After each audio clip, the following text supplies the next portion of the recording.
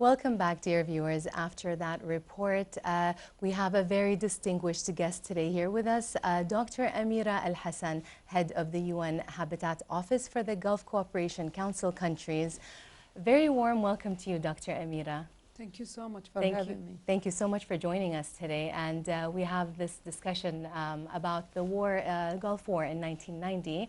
And we're very happy to have you on board with us today to discuss what happened during that time and how the whole country was.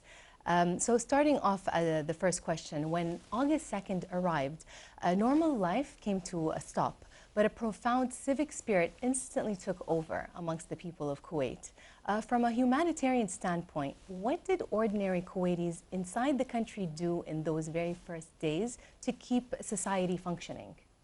Thank you so much for raising this question, and at this very sad occasion of the 2nd of August. It's not a moment of maybe complaining or reopening old wounds, but it's rather about reflecting on the society and how they behaved. As rightly you mentioned, the Kuwaitis were very much shocked. I was back then in Kuwait with my family, and we did not comprehend what's happening. But that moment of shock was very short and brief, and they switched to action mode. And this action mode entailed gathering and reorganizing themselves, as with the invasion came the collapse of all the government institutions. So no more hospitals working under the flag of Kuwait, or schools, or any governmental, even municipality cleaning, and so on and so forth. So people have divided themselves into groups, and we witnessed how, for example, teachers left their chalk in the classroom. By the way, 2nd of August was a working day. It was Thursday.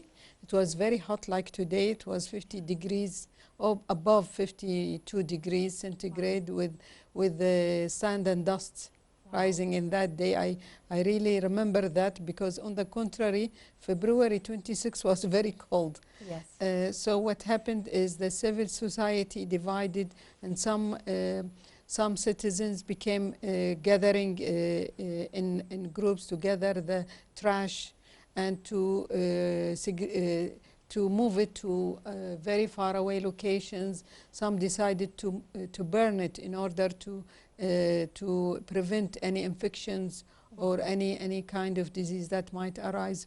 Others thought that we should teach youngsters some classes inside their houses, not in schools. And also doctors volunteered in the hospitals to help out wounds, because with the invasion came also casualties and looting, and many people were confused where to find their beloved ones, and they found them unfortunately in mortgages, in the hospitals, in the mortgage. They lost their lives because the looters killed them in exchange for their cars. Right. It's like this situations repeated in the 7 months. Regardless to this, we see that people were under their legitimate leadership. So they did not collaborate with the invaders, but rather they focused on themselves. And also it's worth mentioning here that the food was something very essential, and everybody was thinking of maintaining their daily life, especially because there are no salaries to take and then buy goods and so on and so forth. So what happened is resistant pockets in Kuwait. They were not resisting with weapons, but rather by giving people money to practice their daily life and start to buy any items, the food or even water started to deplete, because at one point in the middle of the invasion, there was a big oil spill And Kuwait, as we all know, depend on water desalination. Yes. So the whole community inside Kuwait depended on the reservoirs of the desalinated water. So towards the end of the 7 months, they started pumping water from the neighbors' houses.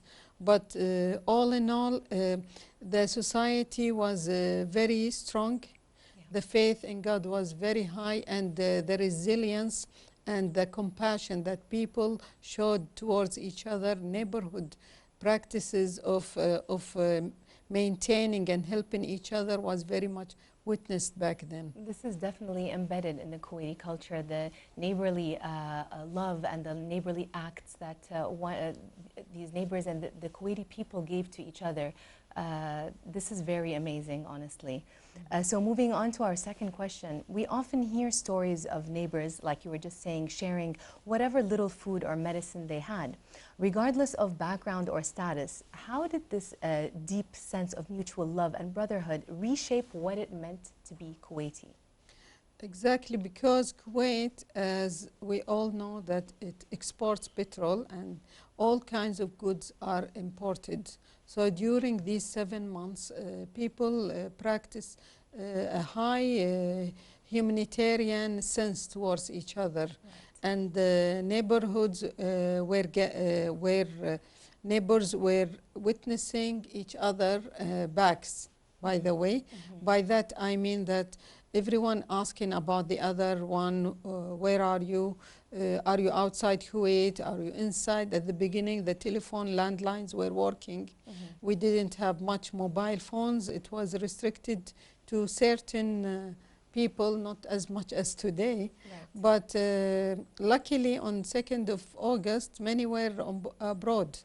But regardless to this, the neighborhood saw gathering on daily basis, and also the resilience and calling that the legitimate government is the one that has been before and prior to 2nd of August. So, and this was really important because the invaders claimed that there was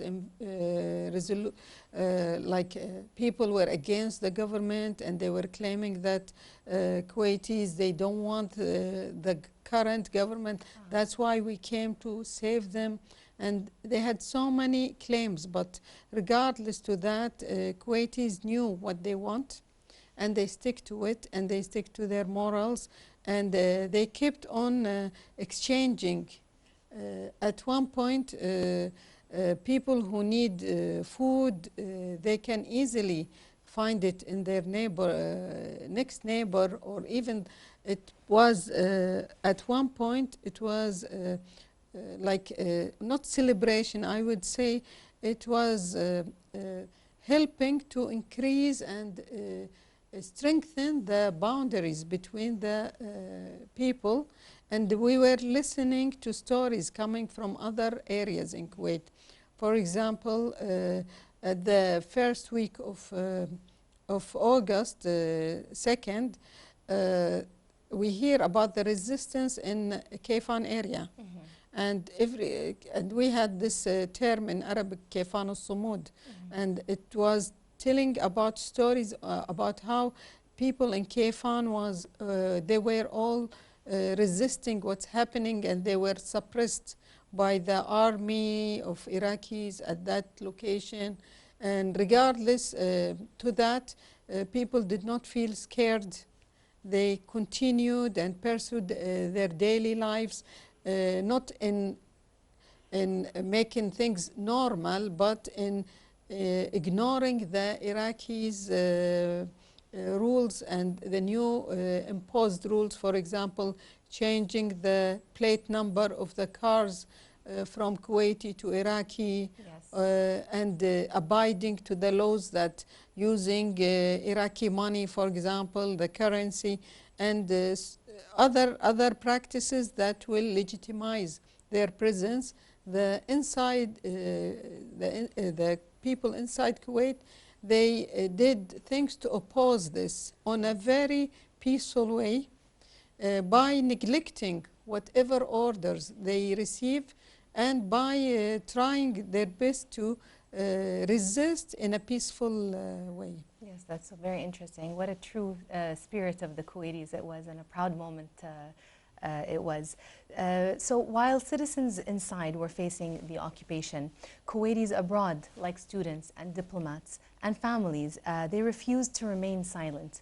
How did they transform into an international activism machine overnight?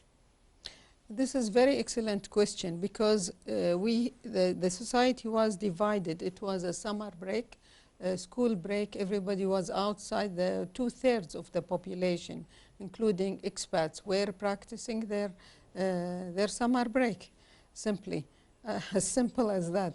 So, on the one hand, the Kuwaitis inside were trying to be very rigid and to maintain their calm and show their resilience.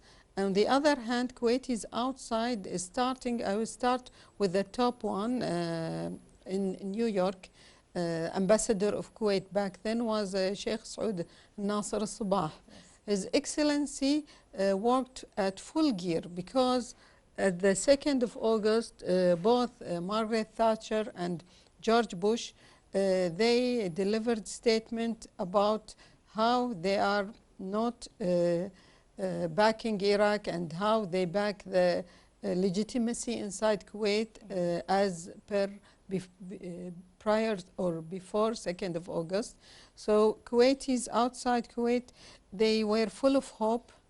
And how would I claim that they are full of hope? It's through their division into different groups, and these groups focus on certain things that are linked to Kuwait. For example, they used diplomacy channels to talk to countries on a diplomatic level about the case of Kuwait, and how we should raise it to the United Nations, especially because Iraqis broke the United Nations charter, human rights charter, by invading a country that is fully independent and claiming this land by force rather than people requesting them to come.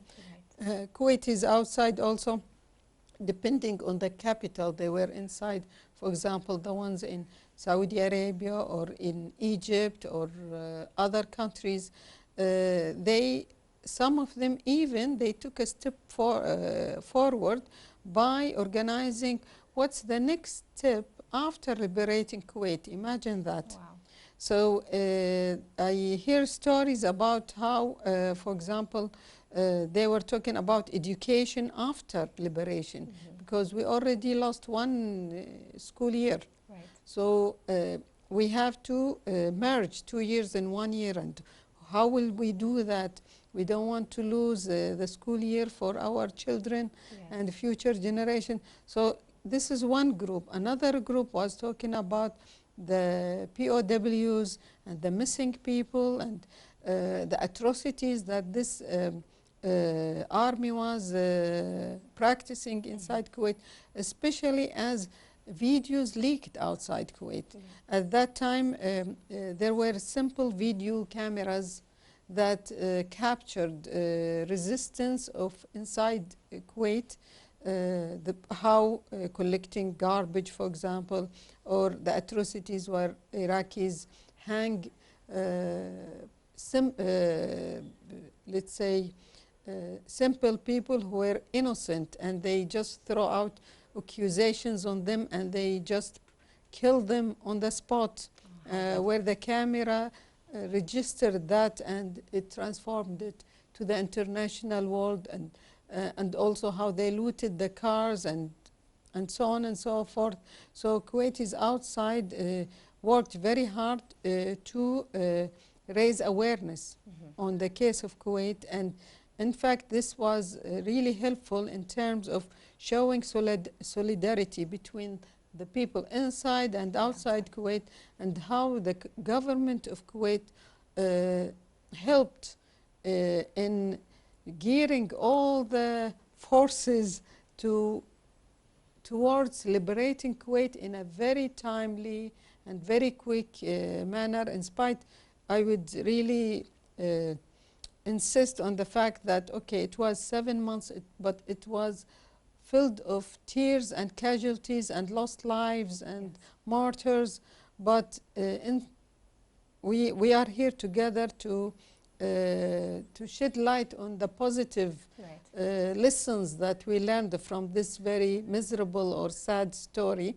It's a history of Kuwait that we learn how to stand still beside our legitimacy, and we teach our future generations that you have to stick to your morals and you have to have ethics, and that you don't need to lean to the invader. Just be very strong, and God help you, and people around the world and United Nations all stick beside you once you stick to your right. Right, and having said that, Dr. Ameera, we are unfortunately running out of time, but we thank you so much for your time and joining us today and giving us your wonderful insight on the Gulf War of 1990.